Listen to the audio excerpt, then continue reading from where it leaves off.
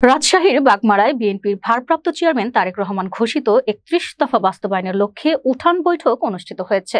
শুক্রবার সন্ধ্যায় উপজেলা গোবিন্দপাড়ায় ইউনিয়ন ৯ নং ওয়ার্ডের চাইসরা গ্রামে আয়োজিত এই বৈঠকে উপস্থিত ছিলেন স্থানীয় নেতাকর্মীরা। বৈঠকে সভাপতিত্ব করেন হিন্দু, বৌদ্ধ, খ্রিস্টান কল্যাণ ফাউন্ডেশনের সভাপতি মাস্টার শ্রীবিধান প্রামাণিক। প্রধান অতিথি হিসেবে বক্তব্য দেন বাগমারা উপজেলা পরিষদের সাবেক চেয়ারম্যান ও বিএনপি আহ্বায়ক DM জিয়াউর রহমান জিয়া।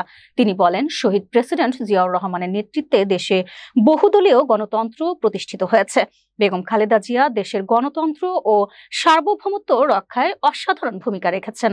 DM জিয়াউর রহমান জিয়া বলেন, দেশনায়ক তারেক রহমানের ঘোষিত ৩১ দফা বাস্তবায়নের জন্য সবাইকে ঐক্যবদ্ধ হয়ে কাজ করতে হবে। এছাড়া বাগমারায় চাঁদাবাজি রুখতে কঠোর ব্যবস্থা নেওয়া হবে। উঠান বৈঠকে ইউনিয়ন ও ওয়ার্ড বিএনপির নেতাকর্মীরা সক্রিয়ভাবে অংশ নেন।